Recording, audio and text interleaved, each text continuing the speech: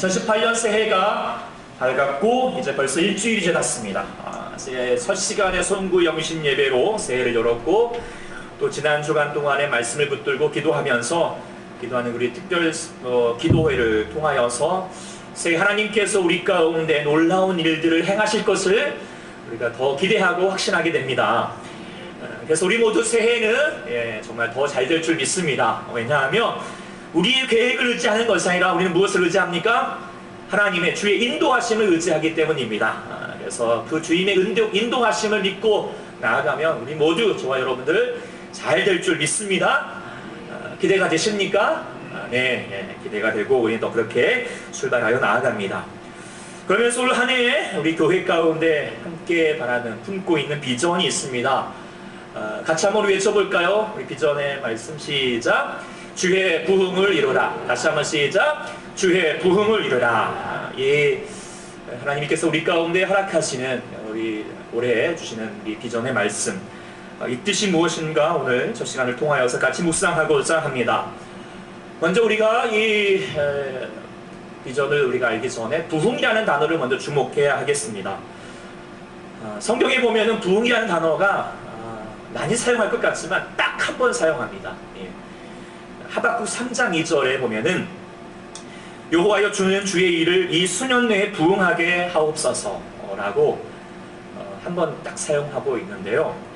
이 내용이 이제 그 이스라엘 백성들, 특히 이제 남유다가 죄악으로 말미암아 만연되어 가지고 멸망하게 됩니다. 그래서 이 하박국 선지자가 이 소식을 듣고 놀라면서, 그렇지만 하나님, 유다는 비록 죄 때문에 망할 수는 있겠지만 하나님의 나라는 다시 세워주십시오, 회복시켜 주십시오, 이 말을 부흥시켜 주십시오 라고 그렇게 얘기했던 바입니다. 그러니까 이 부흥이라는 단어, 이 망하다가 다시 세워지는 것을 이야기하고 있습니다. 영어로는 리바이벌, 리는 다시, 바이브 살다, 그러니까 다시 살려주십시오 라고 하는 말을 가지고 있는 것입니다. 그래서 이제 부흥이라는 단어가 하박국에서 3번 사용했지만 사실 원문, 히브리어 원문을 보면은 이 부흥이라는 단어가 한 번만 사용한 것은 아닙니다. 성경의 전체를 걸쳐서 많이 사용하고 있는데 원문으로 보면은 이게 하야라고 하는 이 히브리어 말을 사용하고 있습니다. 히브리어로 하야라고 하는 말은 살다, 생명을 갖다, 살아있다, 생명을 순조롭게 하다, 영원히 살다, 소생되다, 생기 있다, 생명이나 건강을 되찾다 라고 하는 뜻으로 해석이 됩니다. 그래서 구약 성경에만 약 한 160번 정도 사용되고 있습니다. 그 대표적인 예가 에스겔 37장에 보면은 에스겔이 환상을 통해서 골짜기에 갑니다. 근데 거기에 마른 뼈들만 막 앙상하게 있었습니다. 그때 하나님께서 말씀하셨죠. 이 뼈들이 살겠느냐? 그럼 하나님이 말씀하셨던 것이 이 말씀이었습니다. 내가 생기를 너희에게 들어가게 하려니 너희가 살아나리라. 이때 살아나리라 하는 단어를 하야라는, 우리를 말하면 부흥케 하리라 라고 하는 말로 해석할 수 있게 되는 것이죠. 이때 이 단어를 썼습니다. 이 밖에도 이제 우리가 아담을 창조하시고 그 코에 생기를 부어 넣으실 때 뭐가 됐습니까? 생명이 됐다, 살아있다. 이때 하야라는 단어를 썼고요. 엘리야가 죽은 아이를 살릴 때에도 하야라는 단어를 쓰면서 그곳에서 죽은 영혼을 살릴 때 그때 하야, 부흥하다라는 단어를 사용하고 있습니다. 신약 성경에도 마찬가지입니다. 생명을 되찾거나 다시 산다라고 하는 의미를 가지고 있는 아나자호라고 하는 단어가 있는데요. 이 단어를 사용하면서 주님의 뜻을 전하는데 그 대표적으로 기억하게 되는 것이 누가복음 15장에 보면 탕자의 비유가 있습니다. 이 탕자를 가리켜서 그의 아버지, 하나님의 마음이죠. 뭐라고 얘기를 했냐면 내 아들은 죽었다가 다시 살아났다, 다시 살다 라고 하는 거예요. 아나자호, 다시 너희가 부흥되었다. 그 전까지는 죄로 말미암아 죽었던 영혼인데 이제 너희가 부흥되었다, 다시 살게 되었다 라는 말로 사용하고 있습니다. 그러니까 이상의 원어들을 보면은 부흥이라는 말은 다른 뜻이 아니라 다시 산다 라는 뜻을 가지고 있는 것이죠. 그래서 우리 이제 이 초대교회 비전, 우리가 이제 올해 비전이지만 계속 가지고 있는 비전이 무엇입니까? 살아나고 살아내고 살려내는 교회가 되자, 이런 의미 가운데서 같이 이어져 가고 있는 것입니다. 부흥이라고 하는 단어가 살아나자는 것입니다. 그래서 이제 부흥이라는 말로 다시 바꿔보면은 부흥되고 부흥하고 부흥시키자 뭐 이런 말로 또 얘기할 수도 있을 것 같습니다.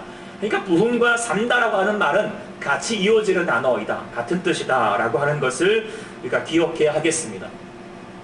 근데 이 다시 산다, 살아있다 라고 하는 말은 우리가 살아가는데 그 어떤 것보다도 참 중요하다라는 것을 더 많이 깨닫게 됩니다. 많은 이들이 살아가지만 산다고 다 사는 게 아닌 듯하게 살고 있지요. 새해를 맞이하지만 여전히 한숨만 먼저 나오고 또 이 안에 어찌 살아가야 하나 막막한 이들도 의외로 많습니다. 사는 게 아니라고 죽지 못해 산다고 살아가는 이들도 많습니다. 근데 결코 물질이 없어서 건강하지 못해서가 아닙니다. 왜 살아도 살지 못하고 있을까요? 그것은 살아가게 하는 삶의 원동력이 부족하기 때문이다 라고 생각하게 됩니다. 그 삶의 원동력이 무엇일까? 삶의 원동력, 이걸 다른 말로 무엇이라고 말하면, 성경에서 뭐라고 말하면 그것은 집사님도 얘기했지만 우리 기도하실 때 생명입니다. 생명. 더 정확하게 말하면 우리 안에 주시는 영원한 생명 무엇입니까? 영생이시죠. 이것이 바로 이 주님께서 이 땅에 오시고 구원하시고자 하시는 하나님의 뜻입니다. 우리가 잘 아는 것처럼 하나님이 세상을 사랑하사 독생자를 주셨으니 이는 그를 믿는 자마다 무엇을 주십니까? 영생을 주신다라고 말하고 있습니다. 영생을 주신다라고 하는 것은 바로 너희가 이 땅에 살아가면서 좀 살아가게 하여라, 좀 살아가는 삶을 살아가라 라고 얘기하고 있는 것이죠. 예.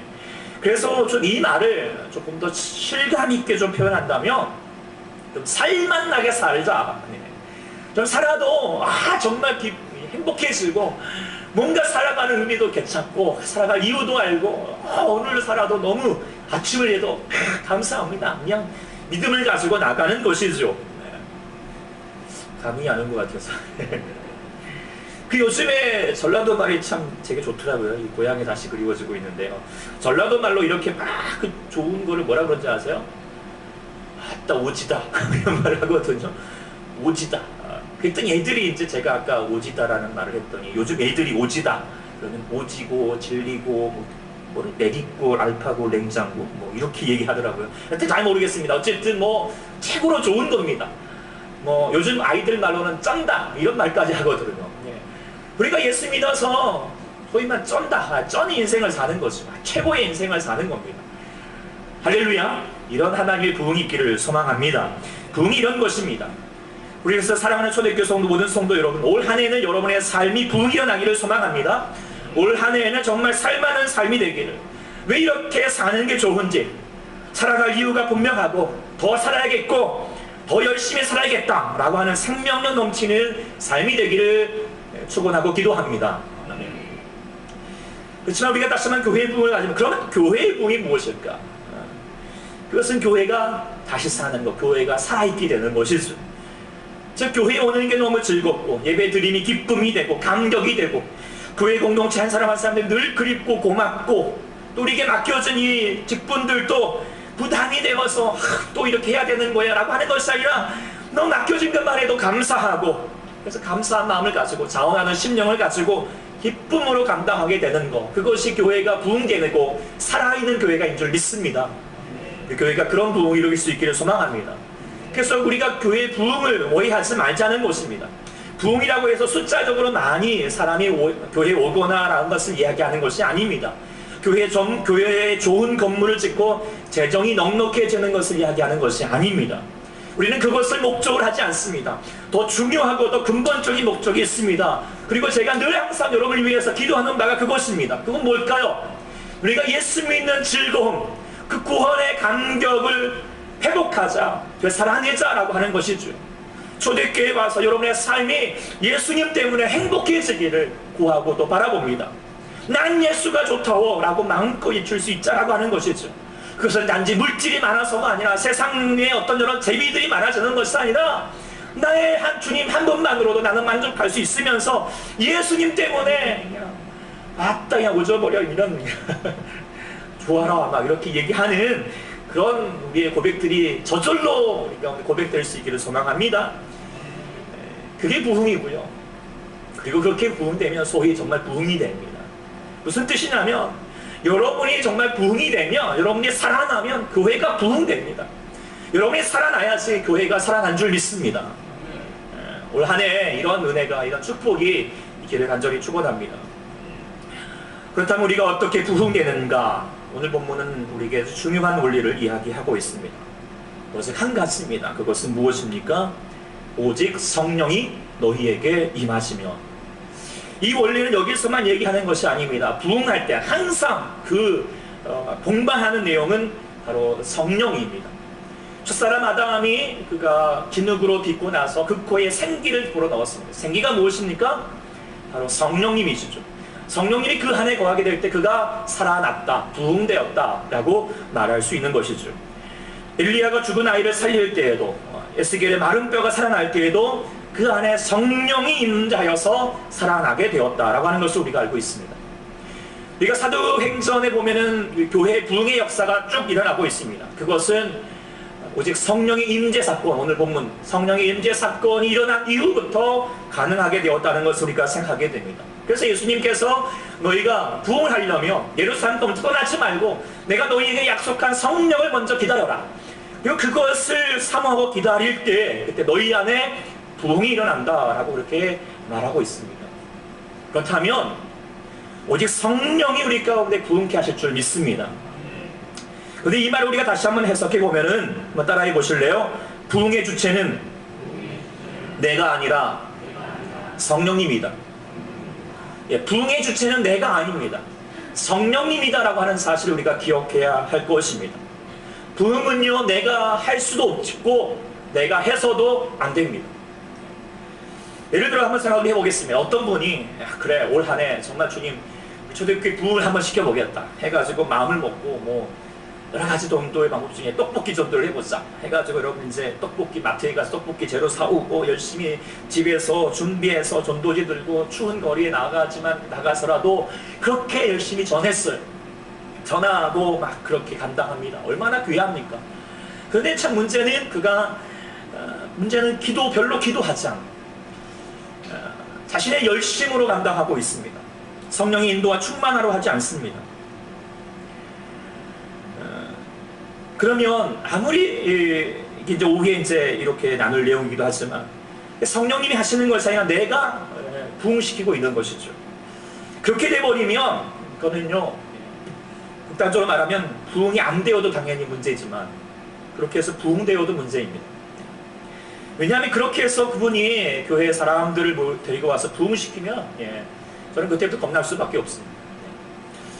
왜냐하면 그분에게는 이제 주님의 교회가 아니라 자신의 교회가 될 수 있는 확률이 많기 때문이죠. 왜 그럴지 좀 충분히 상상할 수 있을 것 같습니다. 근데 물론 감사하게도 우리 교회에는 그런 분은 없는 줄 압니다. 제가 이제 초대교회 우리 담임 목사로 취임할 때 그 말씀을 전해주셨던 목사님 기억나십니까? 우리 의량진교회 강신원 목사님이 이제 말씀을 전해주셨는데요. 제가 이제 섬기면서 그분과 함께 있으면서 사역을 하면서 참 많은 감동이 되어서 꼭 모시고 싶어서 오셨는데, 그 노량진교회가 이제 100년 이상의 전통이 있고 또 5,000명 이상의 이제 성도들을 약 20년 이상 훌륭하게 목회하시고 이제 얼마 전에 은퇴하셨던 목사님이십니다. 그러면서 이제 그분이 제게 그때 오셔서 제게 부흥의 비결을 알려주셨어요. 그분이 취임식을 마치고 말씀을 마치시고 이제 이렇게 여기 뒤편에 이제 가시고 차를 타시려고 하실 때, 그때 이제 차를 타시려다가 다시 이제 제게 문을 열고 나오셔서 마지막으로 제게 이렇게 손을 잡고 하신 말씀이 있어요. 이 목사, 목회는 은혜로 하는 거야. 나는 목회를 지금 돌아보니까 실력이 있어서 한 게 아니더라고. 오직 은혜였어. 자네도 목회를 은혜로 해야 해. 라고 그렇게 말씀해 주셨습니다. 목회를 은혜로 해야 해. 제게 아버지처럼 하셨던 그 말씀이 제 가슴에 늘 남아있고, 또 목회를 늘 감당하면서 정말 이게 맞구나, 정말이구나 라는 생각을 늘 깨닫게 됩니다. 목회가 은혜다 라고 하는 것이 무슨 뜻입니까? 목회를 나의 열심으로만 하지 말라는 것입니다. 나의 노력과 실력과 조건에 의지하지 말라는 것이죠. 그것은 그렇게 해버리면 나의 목회가 될 뿐이고 나의 교회가 될 뿐이라는 것입니다. 은혜가 되게 하라고 말씀하고 있습니다. 은혜가 된다라고 하는 것은 내가 하는 것이 아니라 하나님께서 하신다는 것입니다. 즉 내 목회를 제가 하는 것이 아니라 하나님께서 하시도록 해야 진짜 목회가 된다라고 하는 것이죠. 그런데 정말 그렇게 되어가면, 하나님께서 하시도록 하면 제가 할 수 있는 것 이상으로 훨씬 크고 놀라운 일들이 일어난다는 것을 늘 항상 경험하게 됩니다. 일례를 한번 들어보면은, 우리가 얼마 전에 지난 주 크리스마스 성탄절 24일 날 오후에 이웃과 함께 이제 크리스마스 기쁨을 나누자 해가지고 심해 요양원 이제 거기 가셔서 같이 여러분들 정말 귀한 시간들을 보내셨고, 끝나면서 이제 원장님이 이제 한 말씀 하시라고 하니까 이제 뭐 여러 말씀 하시다가 갑자기 뭐 그분이 저에 대한 얘기를 갑자기 하셨어요. 그러면서 이제 그분이 제가 이전에 그 요양원에 가서 설교를 했는데 말씀을 전할 때 그곳에 계셨던 한 이제 미국에서 오셨던 어떤 중증 그 치매와 우울증 환자가 말씀을 통하여서 저희 말씀을 통하여서 치유함을 받았다라고 하는 말씀을 이렇게 전해 주셨습니다. 근데 제가 이제 사실 그걸 딱 듣고 좀 죄송했어요. 나중에 막 물어보긴 했는데 제가 그때 무슨 말씀 전했는지 기억도 안 나요. 무슨 말씀을 전했지? 그리고 그분이 그런 중증이라고 생각도 안 했고요. 그분을 고치고자 하는 생각도 없었어요. 네. 그래서 그냥 말씀을 전한 것 뿐이죠. 물론 이제 제 안에 말씀을 전하면서 하나님이 내 안에 감동하시구나라는 것을 가졌지만, 그러나 그분을 고칠 생각은 전혀 없어요. 그래서 저는 확실해요. 그건 제가 한 게 아니에요. 누가 하셨을까요? 하나님이 하시는 거예요. 그러니까 제가 할 수 있는 것을 할 수 있는 것이 아님을 늘 깨닫게 됩니다. 교회 부흥도 마찬가지라는 것이죠. 우리 사랑하는 성도 여러분은, 우리 교회의 부흥은요, 우리의 노력과 열심으로 하는 게 아님을 깨닫길 바랍니다. 교회가 부흥되는 것은 교회가 부흥되는 것이 아닙니다. 주님이 부흥되어야 할 줄 믿습니다. 차이점을 잘 기억하십시오. 교회의 부흥을 이루라 라고 하는 것이 아니라 뭐라고 그랬죠? 주의 부흥을 이루라고 말씀을 드렸습니다.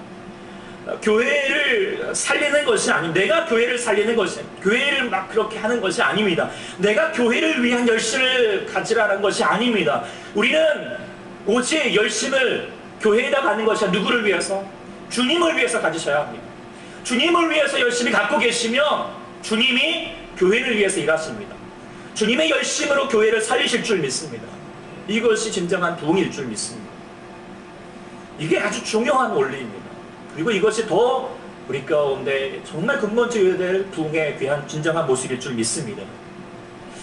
그런데 사실 이 말이요, 결코 쉬운 게 아닙니다. 내가 하는 게 쉬울까요? 주님이 하시도록 하는 게 쉬울까요? 어쩔 때는 차라리 내가 하는 게 쉽습니다.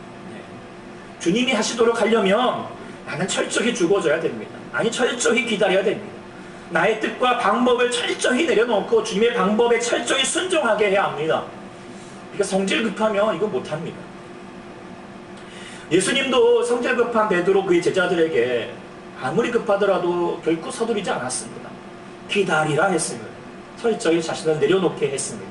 내려놓는 게 뭐죠? 회개이죠.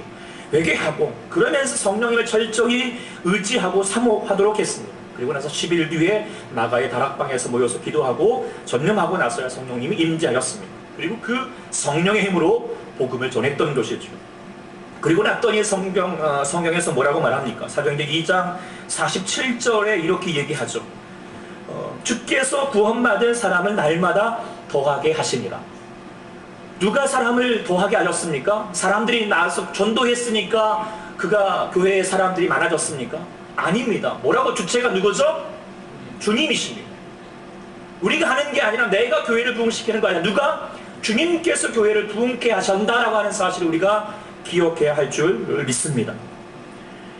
그래서 주님이 하시도록, 그러니까 철저히 주님의 뜻 가운데 순종하고 나아가는 우리가 될 때, 그때 하나님의 부흥이 우리 교회 가운데 충만하게 이루어질 줄 믿습니다. 그렇게 해서 우리가 성령님 임재 가운데 나아가는 그 다음 현상이 무엇입니까? 너희가 권능을 받고입니다. 권능은 헬라어로 디나미스, 다이나마이트 이 단어에서 출발했기도 했는데 어쨌든 힘, 권능이라는 뜻을 가지고 있습니다. 그 옛날 이제 영국의 한 귀족이 그 인도의 한 이제 영주에게 19세기 초일 것 같아요. 어쨌든 그 트럭을 이제 선사를 했습니다. 근데 얼마 후에 귀족이 이제 영주가 사는 곳을 다시 방문했는데 깜짝 놀랐습니다. 자기가 보내준 트럭은 쓰지도 않고 한쪽 구석에 세워둔 채 그 영주가 가지고 있던 소를 여전히 이렇게 소를 이렇게 부려서 짐을 나르고 있는 것입니다. 그때 답답해가지고 이제 그 귀족이 그 트럭에 휘발유를 넣어가지고 그 소들이 신고 있는 짐을 다시 이제 트럭에다 딱 싣고 운전을 해준 거죠. 그랬더니 이제 그제서야 영주가 그 트럭의 용도를 알게 됐던 것이고 사용하게 된 것이죠. 그래서 소가 정말 수십 마리가 할 수 있는 일들을 트럭 한 대가 가뿐히 하는 것을 볼 수 있게 된 것입니다. 이건 뭘 얘기하는 것일까요? 성령의 능력은요, 우리가 상상할 수 있는 이상인 줄 믿습니다. 사복음서를 보면은요, 제자들이 예수님의 복음을 아무리 들어도요, 내가서 복음을 전하지 못했어요. 물론 하나님의 권능을 가지고 나가서 간간히 전하긴 했지만 그렇다고 해서 자기들이 한 것은 아니죠. 복음을 그리고서 복음 따라 살지도 못했지요. 여전히 자기 벼슬 자기 높아지는 것만 애를 쓰지 하나님의 뜻과 하나님의 마음을 품지도 않고 있지요. 예수님의 십자가 앞에서 다 도망가 버리고요. 계집애 앞에서도요, 예수님 모른다고 예수님을 욕하고 있는 그런 겁쟁이 같은 모습을 하고 있어요. 예수님이 부활하신 이후에도 달라지지 않았어요. 여전히 그냥 두려워서 집 안에만 머물고 있었지요.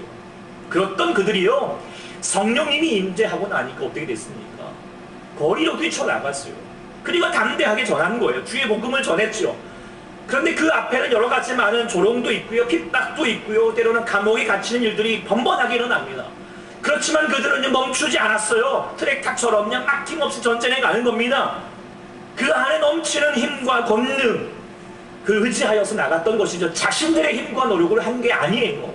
오직 누구의 힘일까요? 성령님의 힘이 그들 가운데 충만해지니까 힘이 나서 한 거죠. 우리의 주의 부흥도 마찬가지입니다. 쉽게 되지 않습니다. 우리가 아무리 부흥을 향하여서 나아간다 할지라도 반드시 방해 세력도 있고요, 장애물도 있습니다. 그러나 그때 우리의 힘을 의지하고요, 우리의 노력으로 행하려고 하면, 우리의 계획만 가지고 하려고 하면요, 감당하지 못합니다. 우리가 트럭을 놔두고 소의 힘을 빌리지 않기를 원합니다.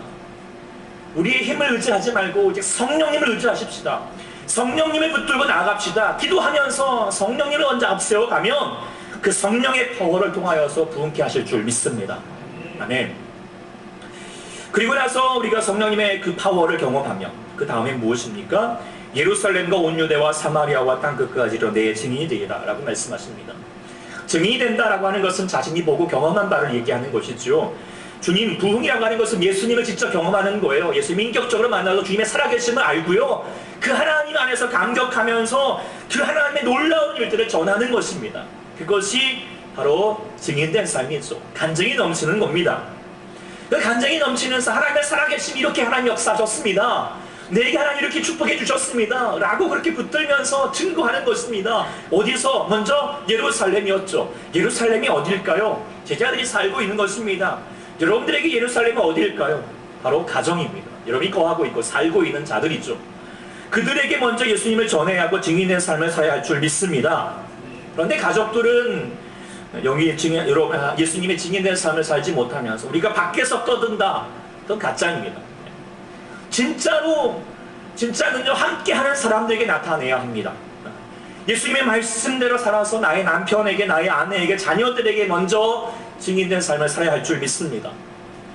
이것은 다다음 주에 이제 골로새서도 묵상하면서 더 자세히 나눠보도록 하겠습니다. 그 다음에 예루살렘 다음에 어디입니까? 유대입니다. 유대인은 유대 이스라엘 백성들의 신앙의 공동체입니다. 우리의 신앙의 공동체는 어디입니까? 교회이죠. 두 번째 증인의 삶에 부흥되어야 될 곳은 교회인 줄 믿습니다. 우리가 교회의 부흥을 이룰 수 있기를 소망합니다. 세 번째는 사마리아였습니다. 사마리아는 유대 지방과 이웃하고 있습니다. 근데 물론 껄끄럽게 지내고 있죠. 원만한 관계가 아니었습니다. 여러분에게 사마리아 같은 사람이 있지요. 이웃이 있지만 그렇게 친하지 못하게 있는 사람들, 때로는 미워하기도 하고 또 이야기하고 싶지 않은 사람도 있을 것입니다. 그러나 주의 성령이 여러분들 가운데 임하며 그 미움이 사라지고 그 벽이 허물어져서 그를 향하여서 주의 복음을 전하고 담대히 나아가면서 주의 화목하게 한 직분을 능력있게 또 넉넉하게 감당할 줄 믿습니다. 네 번째는 땅끝이죠. 땅끝이 어딜까요? 해남이죠. 네, 별로 감동이 안 되네요. 해남은 아니고요. 네.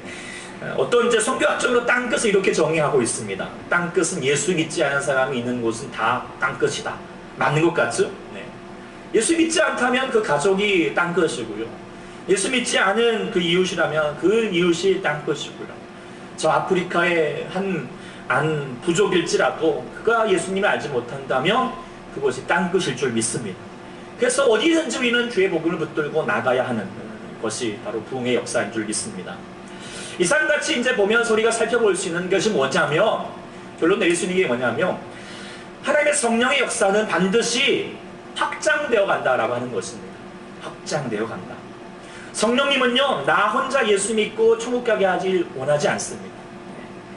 만일에 예수 믿고도 어디 가서 이제 복음 한번 전하는 경험이 없다면, 여러분들 안에 예수님이 없거나 성령님이 없거나 성령님이 잠들어 계신 것이죠. 성령님이 잠들어 계시면 여러분들 성령님이 잠들면 여러분 인생도 잠들게 되고요. 여러분의 삶도 잠들게 됩니다. 죽어가는 겁니다. 생기가 없지요. 살아도 사는 게 아닙니다. 깨워야 합니다. 여러분의 성령님을 깨워야 할 줄 믿습니다. 여러분의 가정을 살리고, 그래서 가정을 살리고 교회를 살리고 이웃을 살리고 세계 열방을 살리는 이 성령력 넘치는 삶이 되기를 축원합니다. 확장되셔야 됩니다. 성령님이 계시면 나 혼자 사는 게 아니에요. 나 혼자 예수 믿고 끝나는 게 아니에요. 때를 어떤지 못하든지 주의 복음을 전하게 힘쓰는 자가 된다라고 하는 것이죠. 그것이 성령의 충만함의 중요한 열매이다라고 하는 것을, 증거이다라고 하는 것을 본문은 이야기하고 있는 것이죠. 그런데 우리가 기억합시다. 그 변화의 삶, 성령님을 통하여서 변화시키는데 어디서부터 변화되고 있습니까? 어디서부터 성령의 역사가 이루어져야 합니까? 예루살렘입니까? 아닙니다. 먼저 어디입니까? 너희에게 성령이 임하십니다. 바로 여러분들 자신입니다. 나입니다. 네.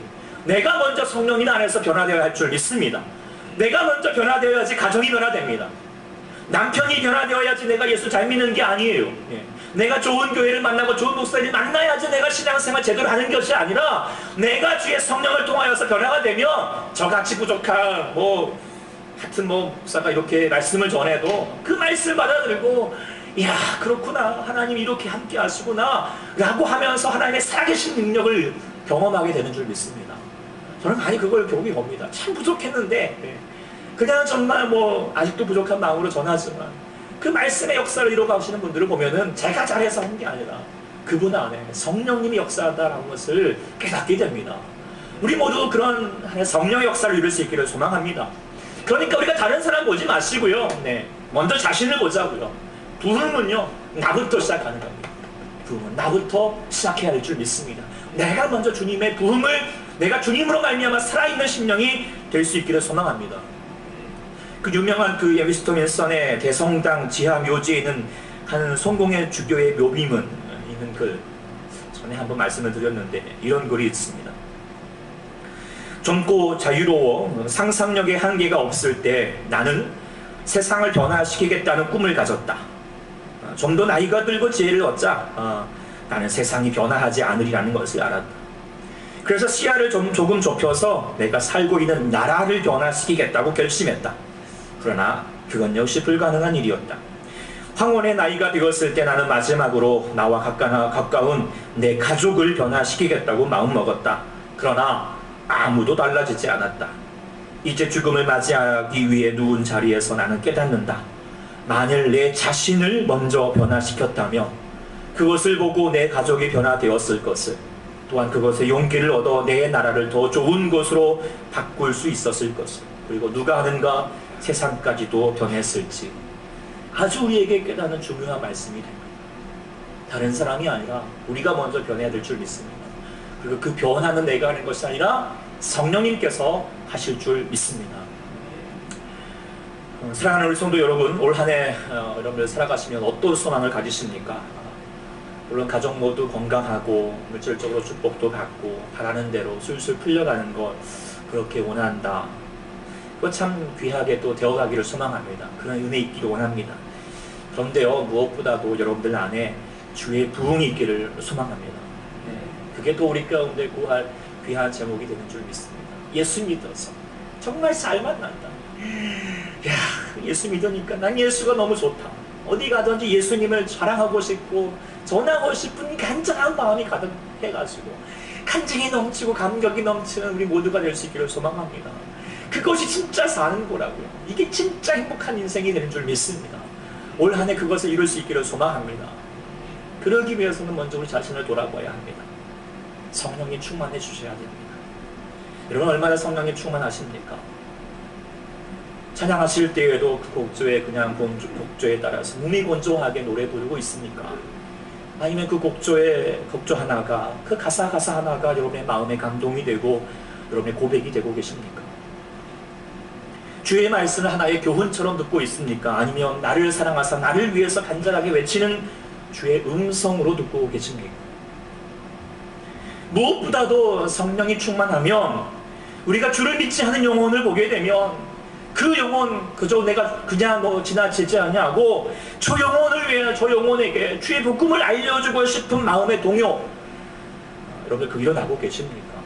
한번 돌아보십시오. 혹시 그러지 못하고 있다면 내 안에 역시나 성령님이 멀리 계신 것 같고 내 영혼이 빈들의 마른 들처럼 시들어 있다면 먼저 주의 약속하신 성령을 기다리고 사모해야 할 줄 믿습니다. 그것이 먼저 가장 중요한 일입니다. 그리하면 그 약속하신 성령을 주님께서 여러분 가운데 허락하셔서 여러분의 심령을 성령의 인재함을 말미암아 부흥케 하실 줄 믿습니다. 이것이 바로 올 한 해 우리 초대교회 성도가 이루어야 될 비전입니다. 그래서 다시 한번 선포합시다. 주의 부흥을 이루라. 주의 부흥을 이루라. 할렐루야. 모두가 그렇게 성령님을 통하여서 주의 부흥을 이룰 수 있기를 소망합니다. 근데 이제 말씀을 마치긴 하는데 그냥 말만 하고 끝내면 이게 좀 뭔가 부족한 듯하여서 정말 주의 부흥을 이루려면 성령님이 충만해 주셔야 합니다. 성령님이 임재하셔야 합니다. 성령님의 임재의 비결을 또 나중에 시간 되면 말씀을 전해드리겠지만 간단하게 이겁니다. 먼저는 성령님의 존재를 인정해야 합니다. 성령님이 내 눈에 지금 보이지 않지만 지금 이곳에 계심을 인정하십시오. 인정하십니까? 이곳에 주님이 함께 하시면 여러분 믿으십니까? 정 안 되면 상상해도 하십시오. 성령님이 지금 여기 계십니다. 내 눈앞에 계십니다. 그리고 그 성령님을 사모하십시오. 그리고 그 성령님을 사모하고 기다리시고 임재하시고 나와 함께 하시길 이렇게 구하십시오. 하나님이 여러분 가운데 조용히 임재해 갔습니다. 그런 마음으로 아까 우리 처음 드렸던 임재의 찬양 한번 좀 부르시면서 정말 형식적으로 좀 하지 마시고 이 시간에 주님의 성령님이 계심을 정말 우리가 믿으면서 주님의 성령님 이곳에 임하옵소서. 내 안에 계시옵소서. 내가 여전히 빈들의 마른 불처처럼 살아도 살아있는 인생이 아니지만 성령님께서 내 안에 계셔서 정말 살만하는 인생이 되게 하시고 정말 살아갈 만들어 가는 이유가 있고 예수 믿는 그 감격과 즐거움을 회복하게 도와주십시오. 우리가 다시 한번 구하면서 이 찬양을 부르면서 성령이 우리 가운데 임재하시기를 구하면서 정말 주님 아버지의 진실로 나가겠습니다. 복지하지 마시되 정말 여러분 내어드리고 깊이 있게 찬양하며 성령을 구합시다. 주님의 성령 주님